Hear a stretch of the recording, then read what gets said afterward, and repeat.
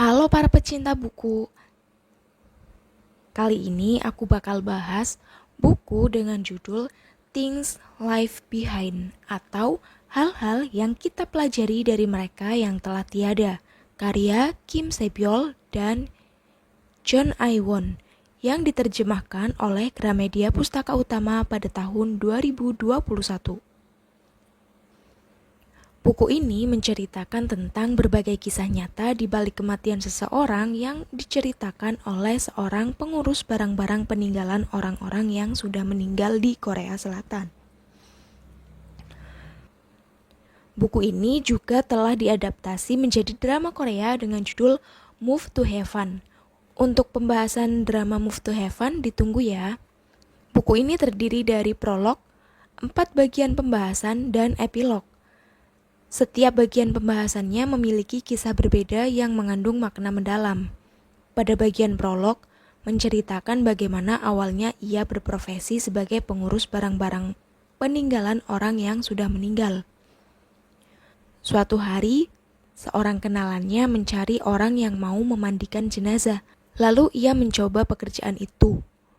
Ia terkejut karena baru mengetahui bahwa tidak semua orang menghadapi kematian dengan baik. Banyak sekali kematian yang terjadi dalam kesepian. Kemudian suatu hari ada seorang wanita yang menghubungi untuk membereskan barang-barang peninggalan orang tua sang wanita yang telah meninggal. Ia menerima tawaran itu. Mungkin ada yang berpikir bahwa apa susahnya membereskan barang-barang peninggalan orang yang sudah meninggal. Tapi kenyataannya tidak begitu. Bukan karena orang yang meninggal tidak berharga, justru karena sebaliknya. Mereka tidak bisa membereskan barang-barang peninggalan almarhum karena kesedihan yang terlalu dalam atau karena rasa bersalah terhadap almarhum yang meninggal dalam kesepian. Bunuh diri atau terbunuh dalam peristiwa kejahatan. Semenjak menerima tawaran itu, ia memutuskan untuk bekerja membereskan barang-barang orang yang meninggal. Ia juga mengingatkan bahwa aku, kamu, kita semua adalah orang-orang yang berharga. Ada yang bersyukur karena kita masih hidup. Namun, terkadang kita tidak mengetahui hal itu. Kematian dianggap sebagai sesuatu yang menakutkan dan tidak menyenangkan, tapi suatu hari akan tiba saatnya bagi kita untuk melepaskan keluarga kita. Aku pun akan meninggalkan dunia ini. Kita semua akan mati. Itu sesuatu yang sangat pasti. Bab 1. Seandainya mereka lebih saling mengasihi. Pada bab ini ada 7 cerita, tapi aku bacakan 3 cerita yang menarik bagiku ya. Cerita pertama tentang seorang remaja lulusan kumlot dari kedokteran gigi di Universitas Seoul. Sayangnya, ia melakukan bunuh diri di apartemen yang ia tinggali dan ditemukan sebuah surat saat membereskan TKP. Dari surat yang dituliskan, kita bisa tahu bahwa sang anak sangat menyayangi ibunya, bahkan ia bertekad untuk berbakti kepada orang tua. Lalu, mengapa ia bunuh diri? Di kamarnya ditemukan gitar dengan beberapa lembar kertas. Mungkin dia anak tunggal dan menganggap bahwa menjadi dokter adalah satu-satunya solusi untuk meringankan beban keluarga. Tapi ada impian yang tidak bisa ia ceritakan kepada siapapun, yaitu mengubah sebuah lagu. Karena merasa bersalah dan putus asa, ia pun memutuskan untuk bunuh diri. Pemuda bodoh ini tidak tahu bahwa dengan melakukan apa yang diinginkan juga berarti berbakti kepada orang tua. Dia selalu anak yang dibanggakan, tapi dia tidak tahu bahwa itu adalah bukan karena dia jenius atau seorang calon dokter. Alasan dia berharga bagi orang tua hanyalah karena dia anak mereka. Dia tidak tahu bahwa seorang anak sangat berharga hanya dengan keberadaannya. Cerita kedua, tentang ibu hebat yang membuat anaknya menjadi pelaku kriminal. Seorang anak tega membunuh ibunya sendiri karena dipaksa harus selalu menjadi juara satu. Anak itu memang cerdas. Jika dibimbing dengan baik, anak itu akan bisa belajar sendiri dan bisa menjadi orang hebat. Tapi karena ulah ibunya, dia merasa tertekan dan selalu cemas dengan nilai sekolahnya. Suatu hari sang anak tidak menjadi juara satu, sehingga disuruh tengkurap dan dipukul tongkat golf. Ibunya mengatakan besok pembicaraan akan dilanjut, sehingga sang anak ketakutan sepanjang malam. Lalu dia takut hari esok tiba dan ibunya bangun dari tidur. Untuk mencegah hal itu, sang anak menusuk ibunya yang sedang tidur berkali-kali sampai meninggal dunia. Sang ibu pasti menyayangi anaknya. Setidaknya dia percaya bahwa dia menyayangi anaknya. Oleh karena itu, demi masa depan anaknya, ia memaksa anaknya belajar keras. Namun, itu bukanlah kasih sayang. Dia hanya memanfaatkan anaknya demi memuaskan dirinya sendiri. Dia terobsesi pada nilai anaknya demi mendapatkan gelar Bunda si juara satu di seluruh sekolah. Meskipun tidak pintar mengurus rumah tangga, tidak pintar melayani suami, tidak berbakti pada orang tua, jika anaknya pintar belajar, semuanya bisa dimaafkan.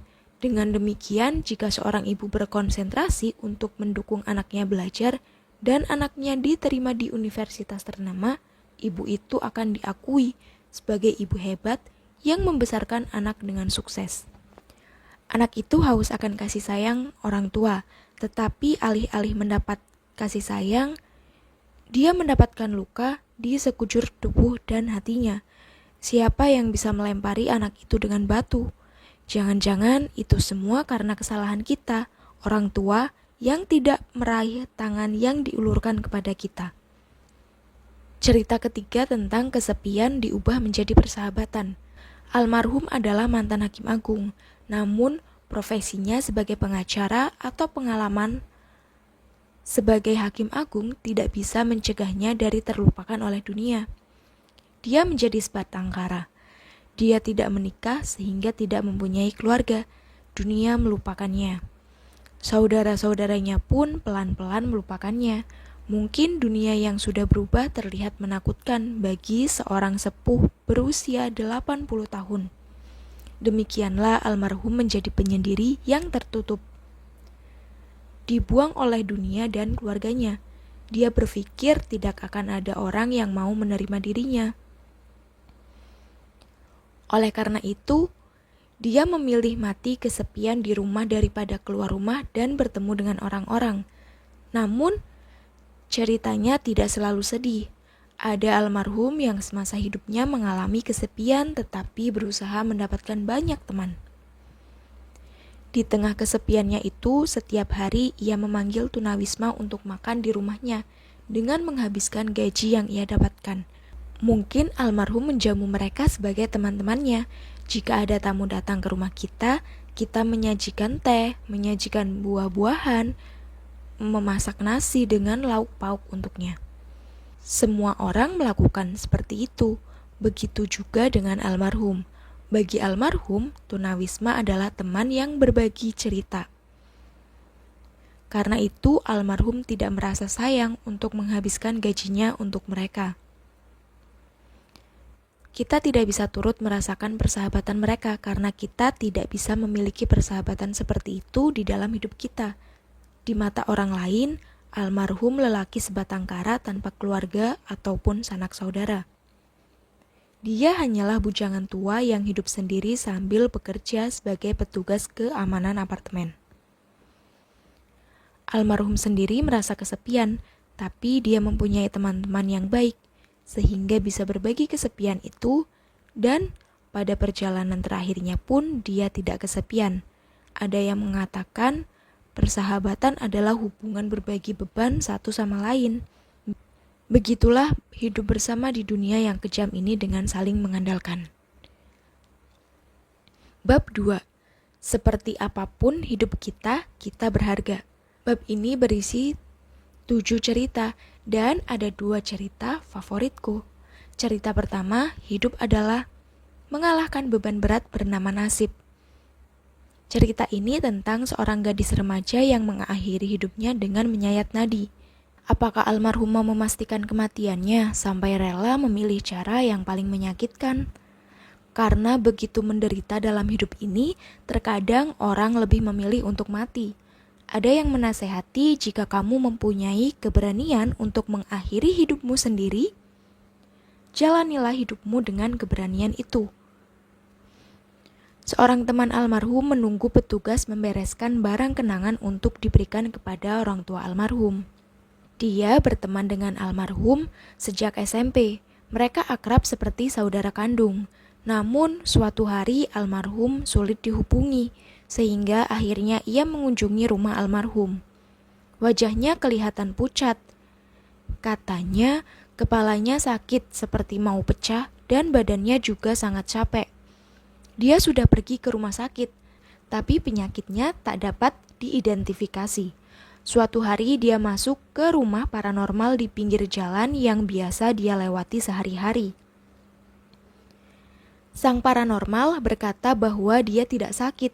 Katanya, kalau dia tidak menerima ruh agung yang masuk ke dalam tubuhnya, dia akan terus sakit seperti itu.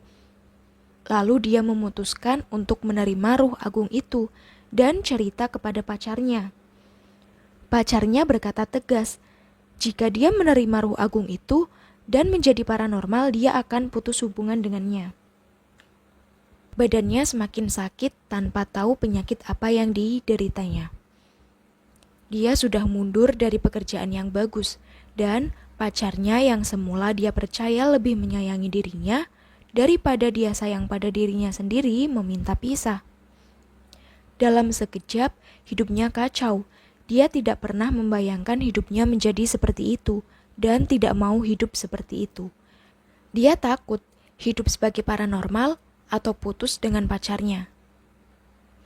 Dan mengecewakan orang tuanya sama-sama menakutkan baginya. Tetapi jika dia tidak menerima ruh agung itu, dia akan menderita tanpa mengetahui penyakit apa yang dideritanya. Dia tidak bisa memilih salah satunya, jadi dia memilih pilihan yang ketiga. Mungkin bagi almarhum itu satu-satunya pilihan baginya. Akan tetapi sesungguhnya di dalam hidup kita ada beberapa jalan dan setiap jalan mempunyai makna. Meski kesepian dan susah, jika kita terus menjalaninya, kita akan paham makna jalan itu. Suatu saat, waktu akan memberitahunya, tetapi waktu yang ia lewati terlalu singkat untuk membuat dia tahu. Kesalahan siapakah gerangan? Kesalahan dia yang menjaga rahasia temannya sampai akhir, atau sang paranormal yang memvonis penyakit yang tidak bisa dijelaskan secara medis, atau kesalahan pacarnya yang tidak bisa mengerti penderitaannya? Sebenarnya bukan kesalahan siapa-siapa, sekaligus juga bukan kesalahan semuanya. Manusialah yang membuat konsep hidup yang berkelas dan hidup yang hina. Kita semua ikut bertanggung jawab atas pilihannya. Dia juga salah. Menjadi seorang paranormal bukan berarti hidupnya hancur dan nilai dirinya rusak. Akan tetapi, dia menukar prasangka dunia yang murahan dengan nyawanya yang tak ternilai harganya. Sedih dan sayang sekali. Seperti batu di pinggir jalan ditukar dengan berlian yang sangat mahal nilainya. Cerita kedua tentang hidup yang dijalani sambil memikirkan dia sesudah kepergiannya. Cerita tentang seorang nenek yang telah mempersiapkan kematiannya dengan baik. Almarhum pergi ke rumah sakit ketika penyakit bawaannya semakin buruk dan meninggal dalam perawatan rumah sakit. Dia tidak mengatakan kalau aku mati ambil barang-barang yang masih bisa dipakai ya, tapi dia memberi pesan dengan rinci. Mesin cuci untuk teman, kulkas untuk kakek pemungut kertas bekas, rice cooker, microwave, dan jaket tebal untuk nenek tetangga.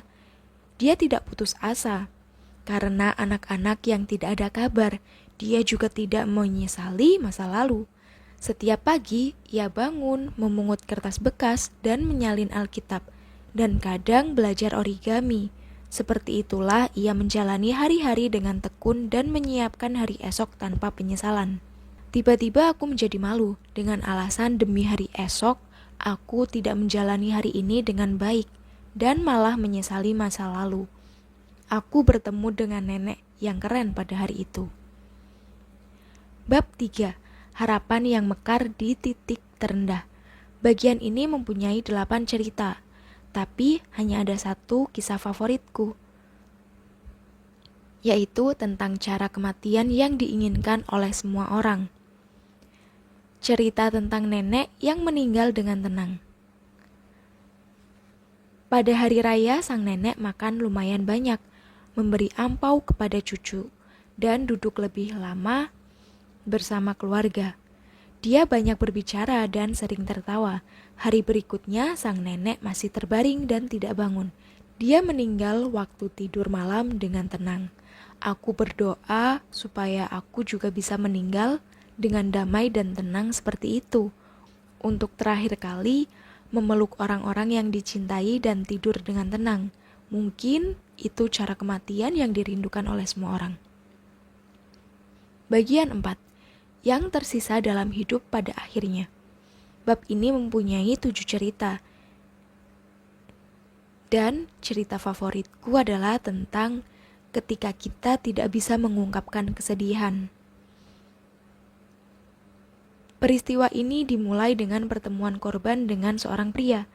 Dalam waktu singkat, hubungan mereka menjadi dekat dan menikah.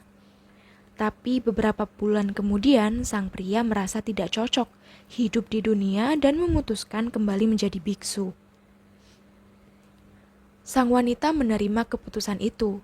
Sayangnya, sang pria sering kali menelpon sang wanita yang berujung meminta uang berulang kali. Jika sang wanita menolak, sang pria akan mendatangi rumah wanita itu dan melakukan kekerasan. Suatu hari, sang wanita menjawab dengan tegas, "Aku tidak punya uang dan kita sudah bercerai setahun yang lalu. Kita bukan suami istri lagi. Jadi aku tidak punya alasan untuk memberikan uang kepadamu dan jangan menghubungiku lagi." Tidak ada satupun yang salah dari apa yang si wanita sampaikan kepada pria itu. Mungkin pria itu pun tidak bisa membantah. Pria itu menutup telepon tanpa mengucapkan apapun. Beberapa hari kemudian, anak perempuan si wanita yang baru pulang dari sekolah menangkap ada sesuatu yang terjadi di rumah. Di mana-mana ada tumpahan darah dan ibunya tidak ditemukan. Kemudian dia membuka pintu kamar mandi dengan tangan yang gemetar. Ibunya terbaring di dalam bak kamar mandi. Sang ibu dilarikan ke ruang gawat darurat, tapi masih dalam kondisi tidak sadar dan kemungkinannya kecil dia akan bisa sadar kembali. Anak itu juga pasti tahu bahwa tak lama lagi nyawa ibunya akan tiada, bahwa dia tidak bisa tinggal bersama ibunya lagi di rumah ini, bahwa dia tidak bisa kembali ke kehidupan sebelum peristiwa itu terjadi. Anak itu kehilangan ibunya dan kehilangan hidup sebagai remaja 14 tahun.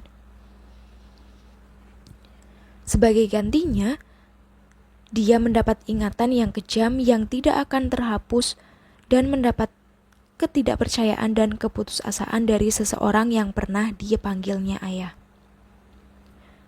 Bahunya bergetar oleh tangisan, tetapi tetap tidak ada suara. Tiba-tiba aku merasakan amarah. Anak itu tidak bisa menunjukkan kesedihannya. Dia menelan kesedihannya dan memendam penderitaannya.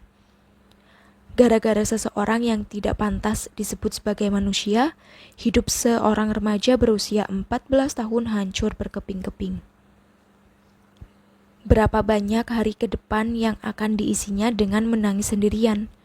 Sampai kapan dia harus menelan kesedihan dan penderitaannya dengan diam-diam?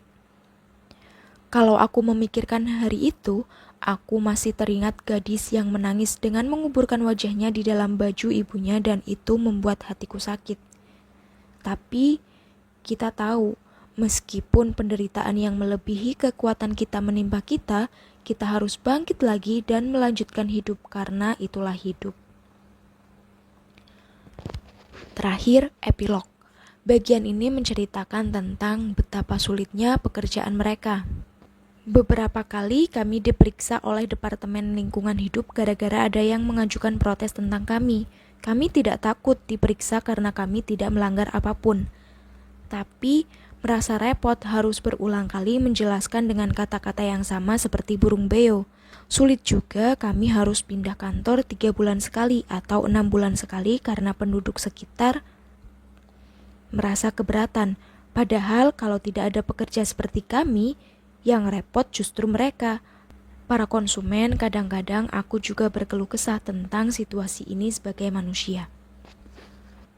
Sesudah beberapa kali pindahan, sekarang kami menemukan tempat yang tepat untuk kantor. Itu gedung bekas restoran daging bebek yang dikelilingi oleh bukit. Di sampingnya ada wihara dengan patung Buddha dan di depannya ada weekend farm. Parkiran pun sangat luas. Semua itu ada sangkut pautnya dengan apa yang ingin kusampaikan melalui buku ini. Lewat buku ini, aku ingin memperkenalkan pekerjaan ini kepada banyak orang dan melawan prasangka terhadapnya. Aku berharap kita memeriksa sekali lagi. Jangan-jangan kita melupakan sesuatu yang paling berharga bagi kita. Pada zaman ketika kita semakin tidak peduli dengan orang-orang sekitar kita dan keinginan pribadi kita semakin kuat, aku mau berbagi apa yang sudah kusadari dan belajar dari pengalaman kerjaku. Terkadang perhatian kecil kita bisa menjadi harapan bagi seseorang untuk kembali mendapat semangat hidup. Itu bisa menjadi tali penyelamat yang bisa mendorong orang yang tadinya mau menyerah akan hidupnya untuk memulai hidup baru. Aku berharap sesudah membaca buku ini, pikiran orang-orang tentang kematian bisa berubah dan mereka bisa menyadarkan orang lain. Ada hal yang sama dalam kematian yang kutemui selama ini. Itu adalah kesulitan keuangan, putus hubungan dengan keluarga dan teman, serta foto anak-anak yang ditemukan dalam barang-barang peninggalan almarhum. Mereka merindukan keluarga sampai akhir hidup mereka. Mungkin yang dibutuhkan bagi mereka lebih daripada bantuan keuangan atau penghiburan adalah sepatah kata yang dengan hangat menanyakan kabar mereka.